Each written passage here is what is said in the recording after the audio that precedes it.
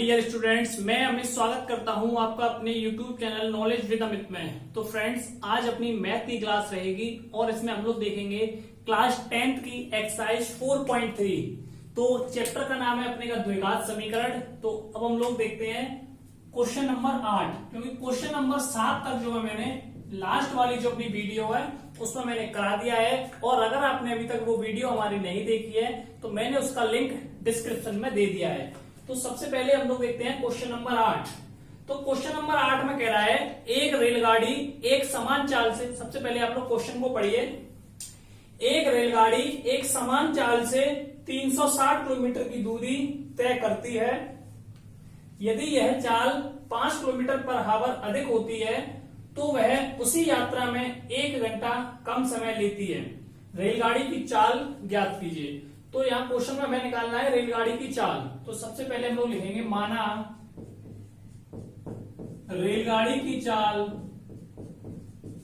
माना रेलगाड़ी की चाल बराबर, तो जो चाल है हम लोगों ने पहले x मानी, तो x किलोमीटर पर हावर। उसके बाद क्वेश्चन में कह रहा है कि 360 किलोमीटर की दूरी अगर गाड़ी तय करती है तो कितना समय लगेगा। तो हम लोग यहां लिखेंगे 360 किलोमीटर दूरी तय करने में, अगर गाड़ी जो है 360 किलोमीटर की दूरी तय करती है तो उसमें कितना समय लगेगा। तो लिखेंगे 360 किलोमीटर दूरी तय करने में लगा समय। तो समय के लिए फॉर्मूला क्या होता है, तो दूरी बटे, अगर हमें किसी का समय निकालना है तो दूरी बटे चाल। ठीक है, तो यहां जो दूरी है वो 360 किलोमीटर है और जो चाल है अपने पास है x किलोमीटर पर हावर।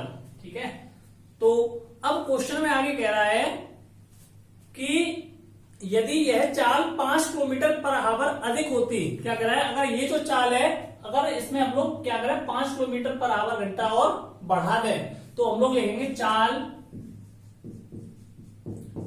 5 किलोमीटर पर हावर, यानी 5 किलोमीटर पर हावर बढ़ा देने पर। ठीक है, चाल जो है 5 किलोमीटर पर घंटा बढ़ा देने पर। ठीक है, तो बढ़ा देने पर नई चाल, जो पुरानी जो चाल है वो कितनी है, x किलोमीटर की है, तो नई चाल कितनी हो जाएगी, तो x किलोमीटर ये और 5 किलोमीटर हम लोगों ने और बढ़ा दी, यानी 5 की स्पीड जो है और बढ़ा दी। तो यहां हो जाएगा x + 5 किलोमीटर पर हावर। तो जब ये चाल हो गई तो समय भी जो है कितना हो जाएगा और जो है बढ़ जाएगा। तो लिखेंगे अब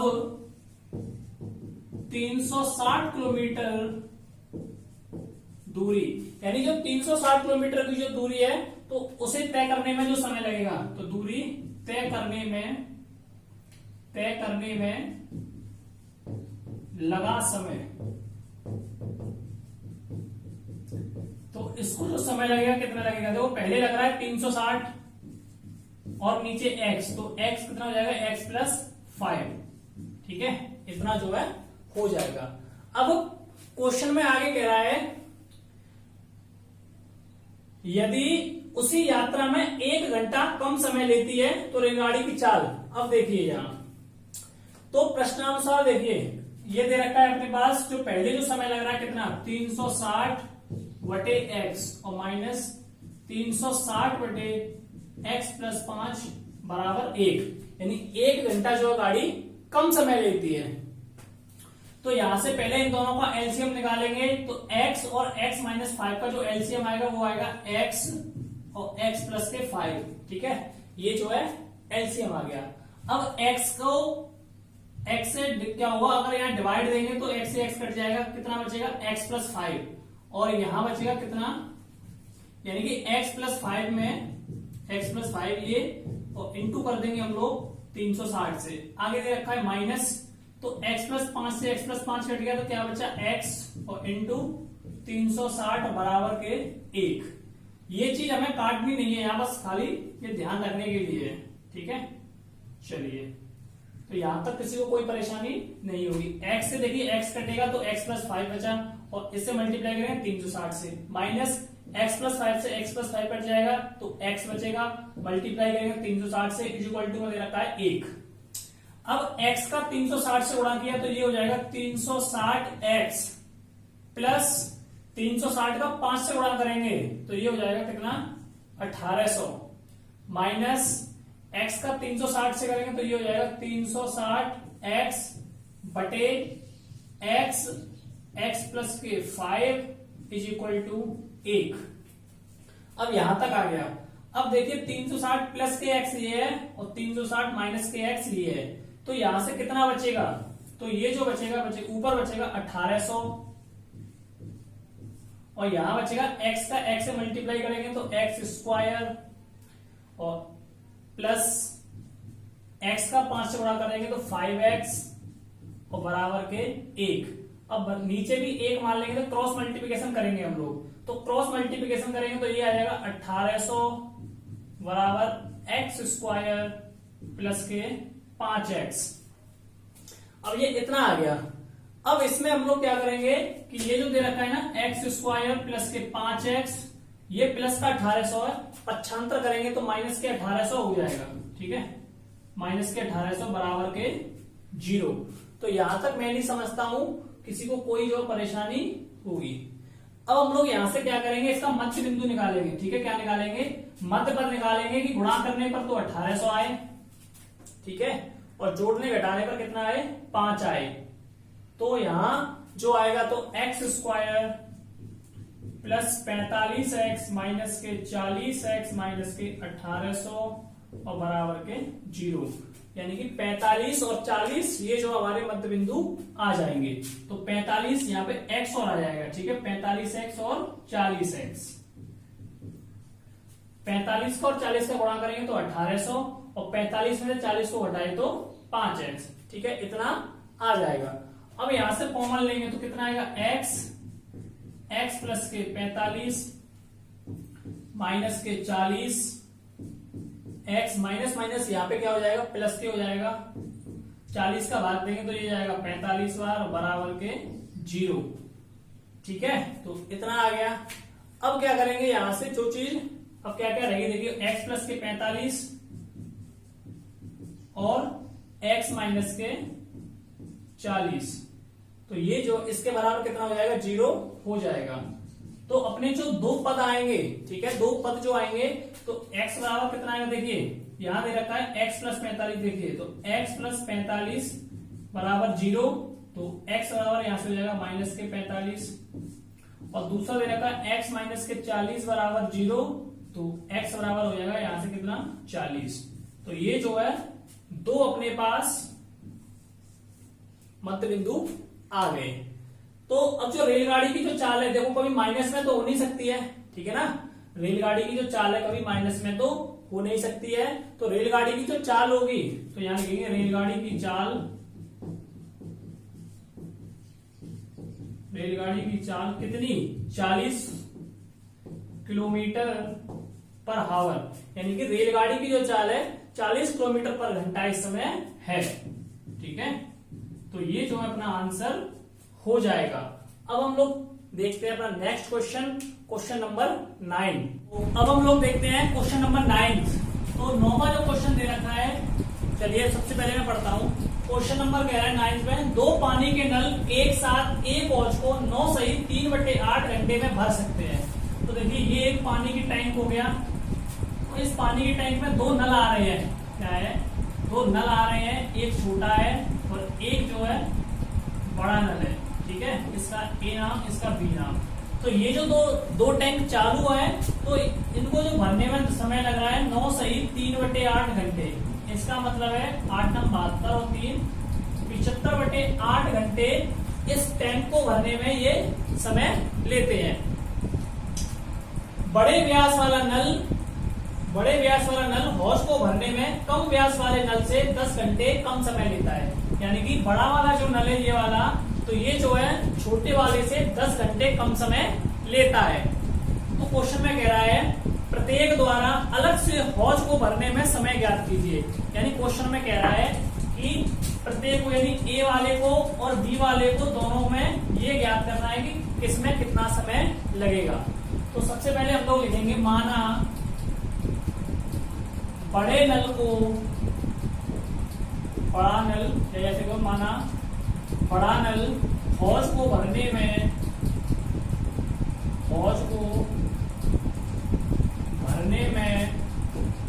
समय लेगा।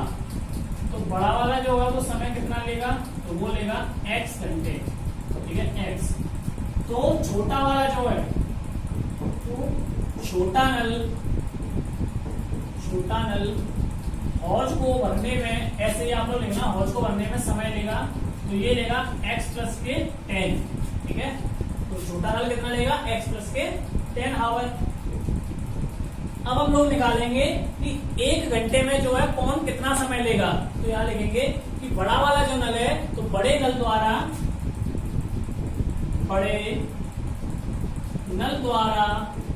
1 घंटे में लगा समय। तो 1 घंटे में कितना समय लगेगा, तो 1 के x। 1 घंटे में कितना समय लगेगा, 1 x। ऐसे ही छोटे वाले का देखेंगे, तो छोटे नल द्वारा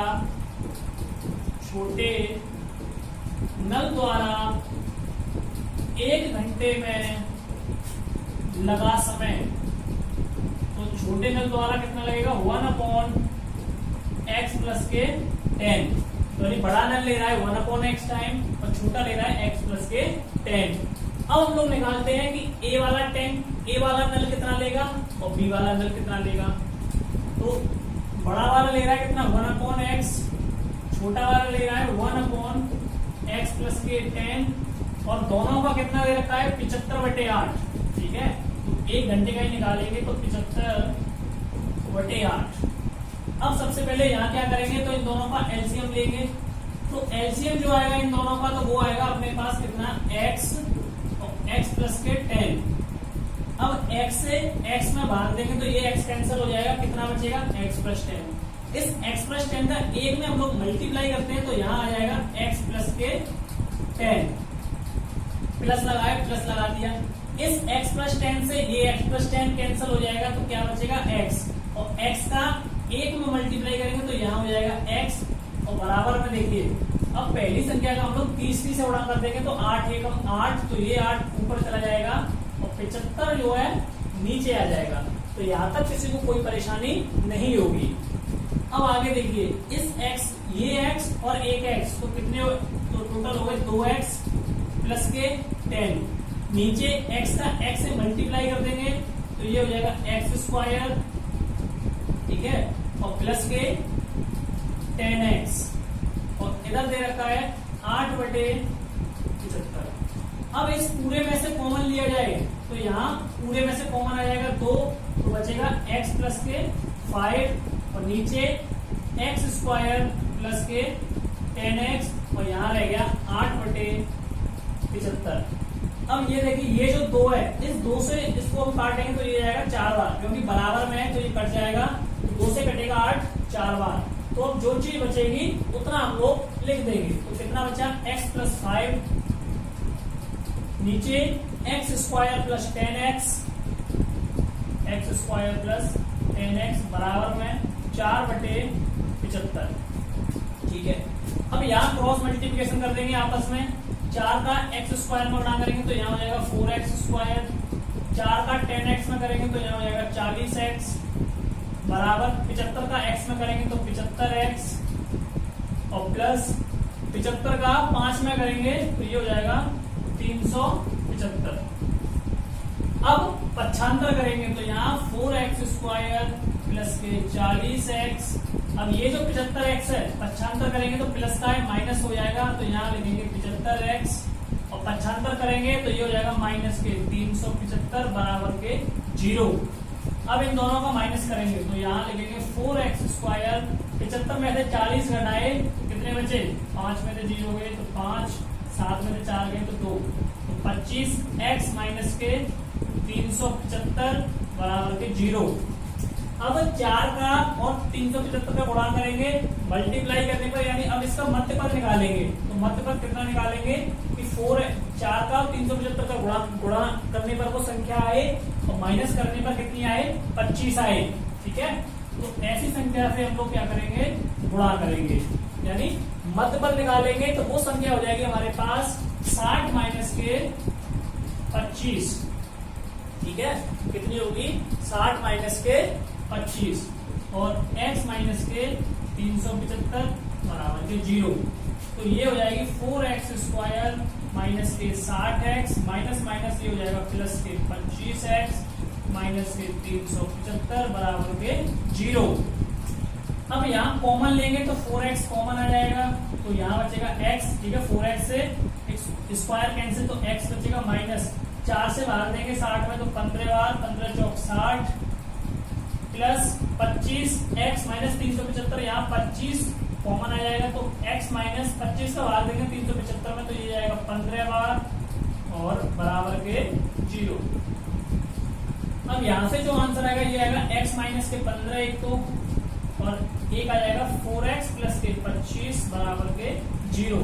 अब यहाँ से शून्य निकालेंगे तो देखिए जैसे पहला शून्य है x माइनस 15 बराबर 0 लेते हैं तो x बराबर हो जाएगा कितना 15 और दूसरा है 4x प्लस के 25 बराबर 0 तो 4x बराबर हो जाएगा 25 तो x बराबर हो जाएगा 25/4 और ये प्लस का 25 है इधर जाएगा तो माइनस के 25 तो माइनस 25/4।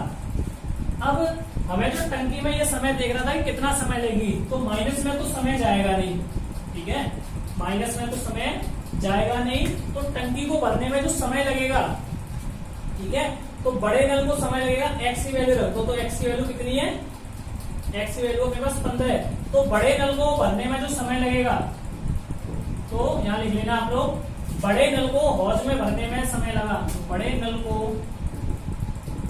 हौज में भरने में समय लगेगा तो x की वैल्यू यहाँ कितनी है x, तो x की आप लोग कितना रख दोगे 15। ऐसे ही छोटे का निकालेंगे तो x प्लस 15, ठीक है, तो यहाँ लिखो छोटे नल को हौज में भरने में समय लगा तो x की वैल्यू 15 और प्लस के 10 तो 15 प्लस 10 बराबर कितने 25 घंटे। तो इस प्रकार से ये जो है अपना आंसर हो जाएगा।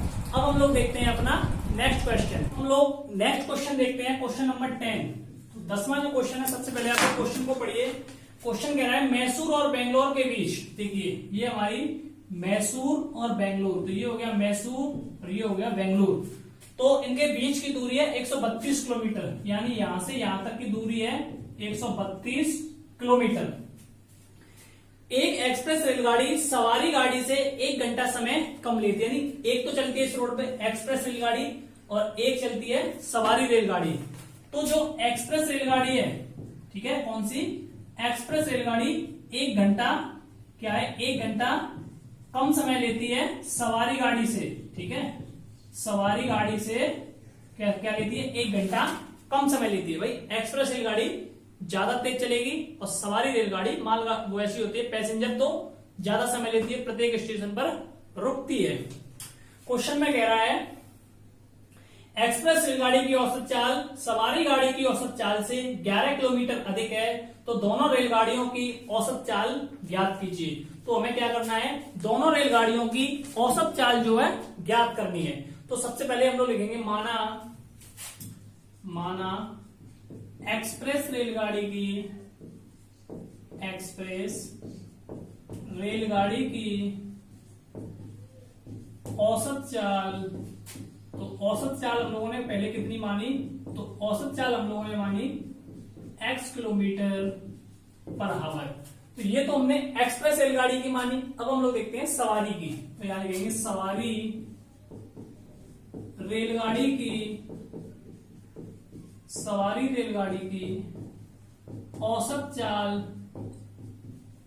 देखिए जब इसकी दे रखी है x, तो ये कह रहा है 11 घंटे, ये जो है 11 घंटे कम समय लेती है, तो यानी कि और ज्यादा तो x प्लस के 11 किलोमीटर हो जाएगा, ठीक है, क्योंकि 11 घंटे ये वाली गाड़ी कम लेती है तो इसमें एक्स्ट्रा लगेगा।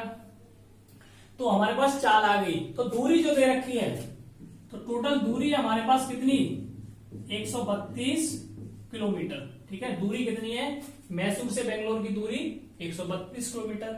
अब चाल हो गई और दूरी हो गई, अब हम लोग निकालेंगे समय। तो सबसे पहले देखते हैं एक्सप्रेस रेलगाड़ी का। तो एक्सप्रेस रेलगाड़ी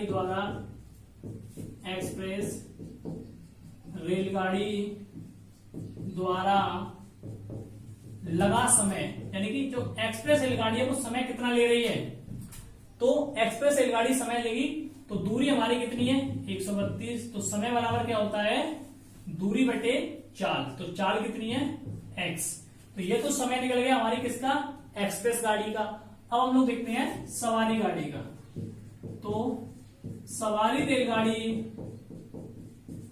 द्वारा लगा समय, तो देखिए 132 और x प्लस के 11, तो ये इस वाली गाड़ी को समय लगेगा।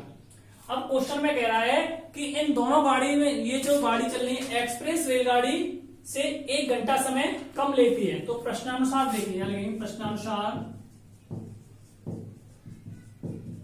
तो इसका जो समय लग रहा है 132 बटे x, और इस वाली गाड़ी का जो लग रहा है कितना लग रहा है 132 बटे x प्लस के 11, और जो टोटल जो समय दे रखा है यानी इन दोनों में कितना लग रहा है 1 घंटा दोनों ही आपस में ले रही है। ठीक है, तो यहां इसको जो माइनस में कर देंगे। ठीक है, 132 माइनस 132 बटे x प्लस के 11, और दोनों गाड़ी 1 घंटा क्या ले रही है, तो दोनों गाड़ी 1 घंटा समय कम लेती है, तो दोनों के बराबर हमने कितना ले लिया 1 ले लिया। अब यहां इन दोनों का एलसीएम लेंगे तो एलसीएम आ जाएगा x और x प्लस के 11, ये हमारा एलसीएम आ गया। अब x से ये x कैंसिल, तो कितना बचा x प्लस 11। इस x प्लस 11 का 132 में गुणा करेंगे, तो x का 132 में गुणा किया तो यहां हो जाएगा 132x प्लस 11 का 132 में अगर हम लोगों ने गुणा किया तो ये हो जाएगा 1452। फिर लगाए माइनस, अब x प्लस 11 से तो ये x प्लस माइनस के ये प्लस 11 कैंसिल हो गया, तो x बचा। इस x का 132 में गुणा करेंगे तो यहां हो जाएगा 132x, बराबर में दे रखा है 1। अब एक चीज देखिए, ये प्लस के 32, ये माइनस के 132, तो ये आपस में कैंसिल हो गए, तो कितना बचा 1452 बटे x का x से गुणा x स्क्वायर प्लस x का 11 से 11x बराबर के 1 बटे में 1 मान लेंगे, क्रॉस मल्टीप्लिकेशन कर देंगे। तो जब यहां इनका क्रॉस मल्टीप्लिकेशन किया तो 1452 का 1 से गुणा करेंगे तो यहां हो जाएगा 1452 बराबर x स्क्वायर प्लस के 11x, 1 से करेंगे तो उतना ही आ जाएगा, तो x स्क्वायर प्लस के 11x।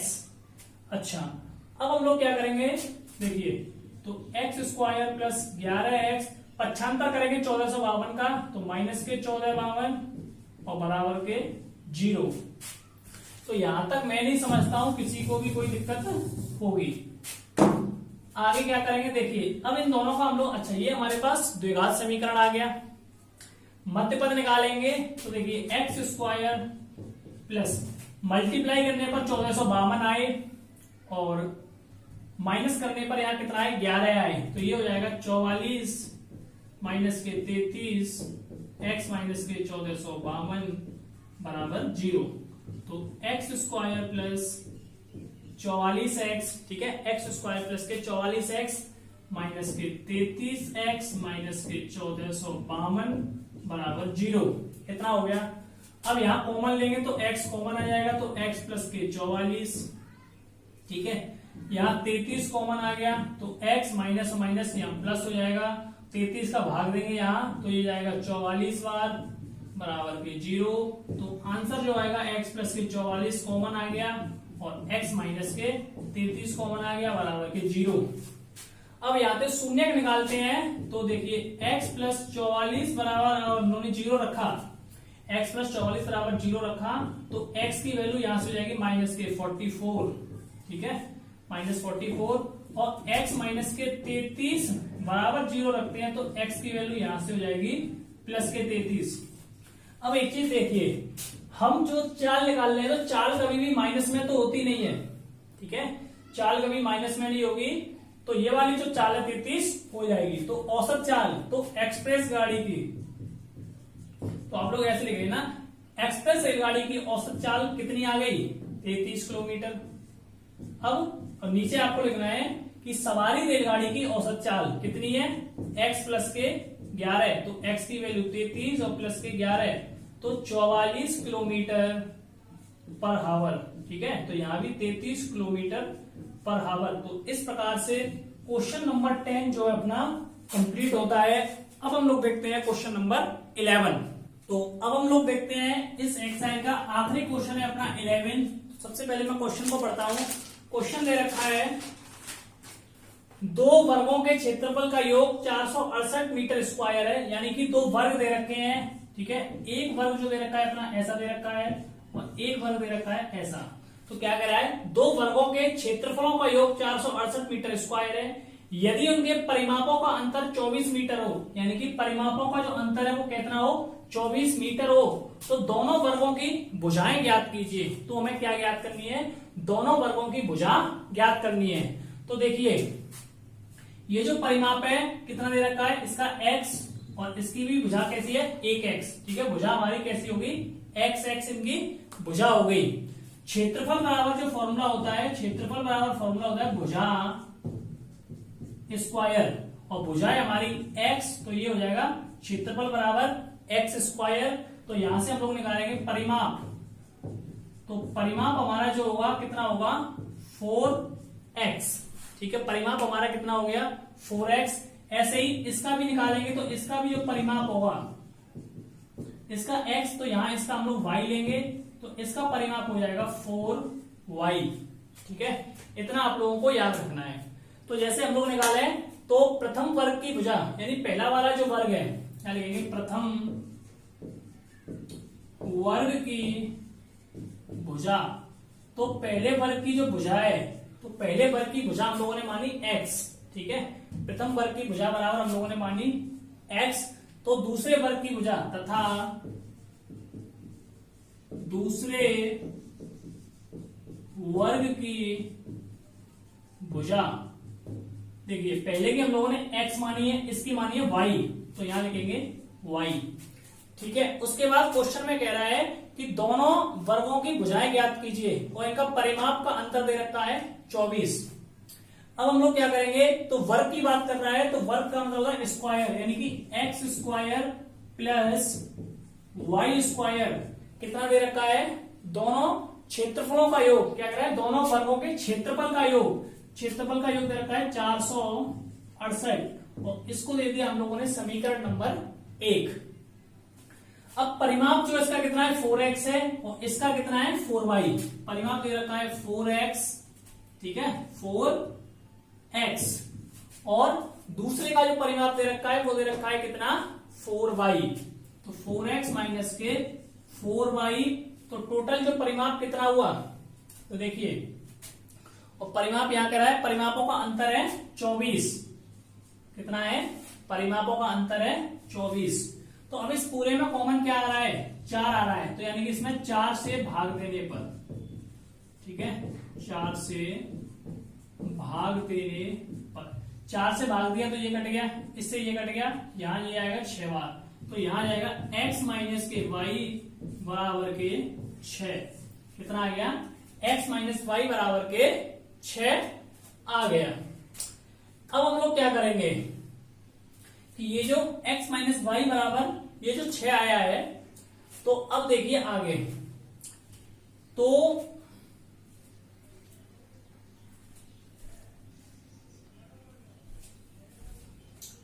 अब हम लोग यहां से निकालते हैं। सबसे पहले देखिए, जैसे x बराबर x, ये जो प्लस की 6 इसको पक्षांतर किया तो x माइनस 6 बराबर y, तो y की वैल्यू यहां से कितनी आई? x माइनस के 6। ठीक है, तो y बराबर कितना हो गया? y बराबर हो गया x माइनस के 6। तो ये हमारे पास किसकी वैल्यू आ गई? y की वैल्यू आ गई। अब ये जो y की वैल्यू है हम इस फॉर्मूले पर रखते हैं, तो यहां लिखेंगे एक्स स्क्वायर प्लस y की वैल्यू कितनी है?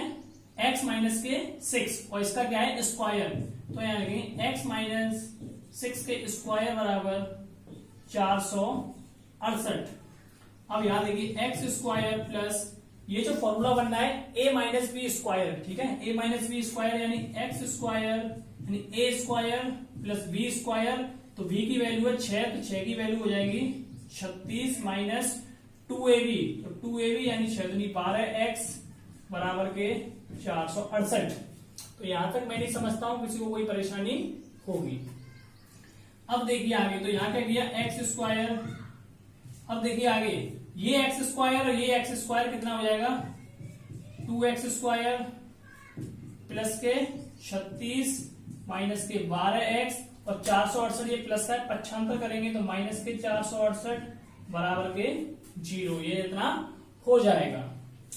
अब यहां हम लोग क्या करेंगे, जैसे 2x स्क्वायर माइनस के 12x ये प्लस के 36 और माइनस के 468, तो इसमें से इसको घटा देंगे तो 68 में से 36 गए तो माइनस यानी 8 में से 6 गए तो 2, 6 में से 3 गए तो 3 और 432 बराबर के 0, तो ये जो है इतना आ गया।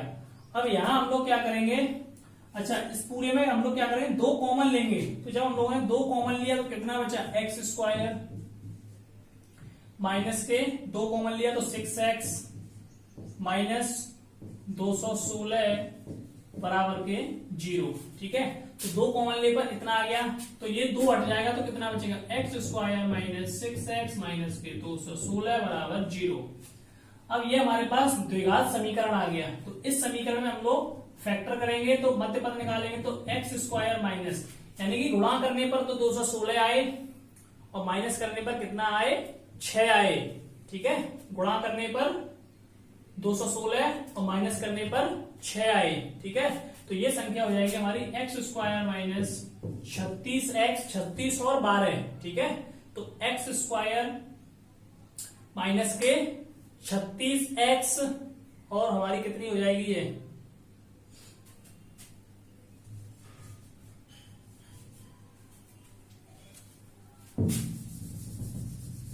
देखिए। अब हम लोग क्या करेंगे फैक्टर करेंगे यानी गुणनखंड करेंगे, तो गुणा करने पर तो आए 216 और माइनस करने पर आए 6, तो ये संख्या हो जाएगी हमारी एक्स स्क्वायर माइनस के 18x माइनस के 12x, यानी 18 में से 12 गए तो कितने बच जाएंगे 6 बच जाएंगे, ठीक है, 18 ये प्लस के 12 जब जाके 6 बचेंगे माइनस के 216 बराबर 0। कॉमन लेंगे तो x माइनस के 18 प्लस के 12 और यहां से कितना आ गया x माइनस यानी 12 का भाग देंगे 216 में तो ये जाएगा 18 बार 18 बराबर के 0। तो x माइनस 18 कॉमन आया और x प्लस के 12 कॉमन आया बराबर क्या है 0।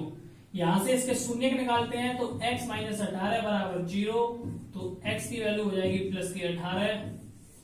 दूसरे शून्य निकाले तो x प्लस 12 बराबर 0, तो x की वैल्यू हो जाएगी यहां से माइनस के 12।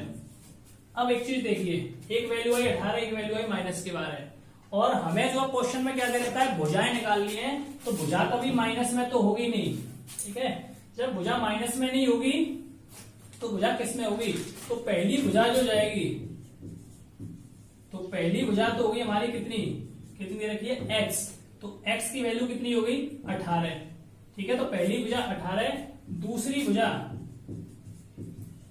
तो दूसरी भुजा निकालेंगे तो दूसरी भुजा देखिए तो y की वैल्यू हमें निकालनी है, तो y बराबर दे रखा है x माइनस 6, x माइनस के 6, तो x की वैल्यू 18 माइनस के 6, 18 में से 6 गए तो 12, तो ये जो है दोनों अपने आंसर हो जाएंगे। एक तो हो गया कितना, तो पहले यानी बड़े वाले का 18 और छोटे वाले का 12, तो इस प्रकार से अपना आंसर हो जाएगा। तो यही अपनी जो एक्सरसाइज अपनी कंप्लीट होती है, यानी 4.3 एक्सरसाइज अपनी कंप्लीट होते हैं। नेक्स्ट वीडियो हम लोग देखेंगे एक्सरसाइज 4.4। जब तक के लिए जय हिंद।